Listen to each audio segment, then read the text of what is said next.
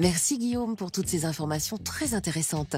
Maintenant, nous nous rendons sur une autre exploitation, au verger de la Blotière, en Pays de la Loire. Ici, 35 hectares sont consacrés à la culture de poires. C'est un autre Guillaume Floch, qui va nous présenter une nouvelle variété, cette fois-ci originaire de Hollande. Bonjour Guillaume, qu'a-t-elle de si particulier cette nouvelle poire ? La Sweet Sensation est une nouvelle variété de poire qui est spécifique de par sa couleur, une couleur rouge, rose, rouge vin, rouge-violet on va dire, une forme qui s'apparente un petit peu à la comisse et dont la caractéristique au-delà de la couleur est son goût qui est très sucré. Un autre avantage, c'est un produit qui se conserve assez bien chez le consommateur avant dégustation. On a hâte de la goûter. Nous sommes maintenant sur une belle petite prairie bien fleurie. Pourquoi nous amener ici Guillaume ? Donc, j'ai tenu à vous amener ici pour vous montrer quels sont au quotidien nos engagements et nos pratiques environnementales. Donc, nous sommes ici effectivement juste à côté de ce qu'on appelle une jachère apicole. Les fleurs vont nous permettre naturellement de favoriser l'installation des insectes pollinisateurs, c'est-à-dire les bourdons et les abeilles. Effectivement, on pratique une pollinisation assistée, on amène des ruches dans le verger, mais le fait d'avoir un environnement favorable pour ces insectes leur permet une bonne installation et une bonne efficacité dans le verger pour la suite du processus. Donc derrière cette jachère apicole, nous avons une haie que l'on appelle une haie entomophone. Elle est composée de différentes essences et elle permet, de par cette composition justement, de protéger l'ensemble du verger de poires. L'idée est d'attirer les ravageurs du verger dans cette haie avant que bourgeonnent les poiriers. Et de par ce fait, les ravageurs sont attirés dans la haie, ainsi que leurs prédateurs naturels. L'exemple le plus parlant est le puceron, qui va être d'abord attiré dans la haie, puis les coccinelles qui vont venir manger les pucerons. Et les coccinelles seront donc installées tout en périphérie du verger de poires, pour justement protéger les éventuelles attaques de pucerons sur le verger. En complément de ces dispositifs donc de jachère apicole et de haies entomophones, le verger de la Blotière a installé depuis maintenant plus de 10 ans des nids à mésanges dans tout son verger.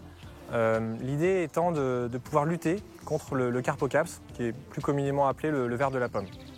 En favorisant l'installation donc, de la mésange va se nourrir des larves de carpocaps qui sont dans le verger avant que le ver puisse commencer à ronger le fruit.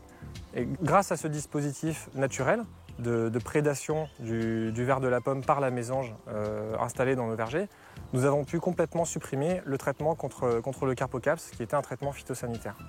Ce sont des solutions qui demandent un temps d'observation extrêmement important, un temps de recherche aussi. Les haies entomophones, c'est typiquement le dispositif qui a nécessité de la recherche en extérieur.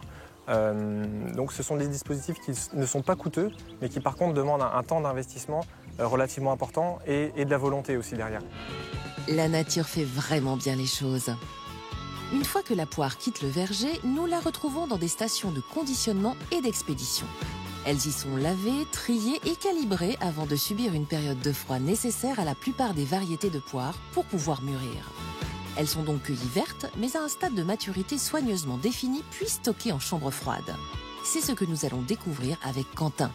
Bonjour Quentin, pouvez-vous nous expliquer ce que nous faisons ici ? Donc ici, on est dans l'atelier de calibrage de poires. Donc l'objectif de cet atelier, c'est de pouvoir calibrer les fruits suivant plusieurs critères, comme le diamètre, la couleur et le poids. Donc dans le processus de calibrage, on a plusieurs étapes. Donc on a déjà l'immersion des palox qui sont stockés dans les frigos, qui sont immergés dans l'eau dans un système de convoyage pour éviter les chocs entre les fruits. Ensuite, ils sont rincés à l'eau claire et séchés pour ensuite passer sur la calibreuse, donc la machine qui fait toute l'étape principale de cet atelier. Et ensuite, par calibre, on va avoir un regroupement pour sortir des fruits homogènes pour les emballer dans le bon conditionnement.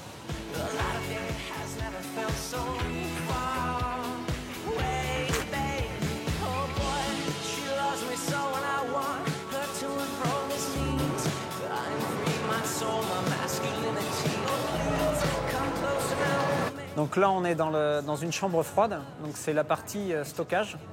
Donc il faut savoir que la poire a besoin de froid, donc ce stock a une température négative de -1. Après il y a des spécificités suivant les variétés. Alors donc il y a la première partie, c'est la conservation en tant que telle, donc c'est là où on va chercher la température négative et une atmosphère contrôlée. Donc ça c'est pour allonger la durée de conservation. Ensuite on a la partie maturation du fruit. La poire est un fruit climactérique, c'est-à-dire qu'il va continuer de mûrir en dehors de l'arbre. Et pour enclencher cette maturation en dehors de l'arbre, la poire a besoin d'une période de mise au froid, ce qui va lui permettre, au niveau physiologique, d'évoluer et d'avoir un fruit plus sucré avec des arômes plus développés. Merci Quentin. Après le passage dans votre station, ces poires seront expédiées entre autres vers les plateformes de distributeurs et les marchés de gros ou exportées en Europe, en Asie et au Moyen-Orient.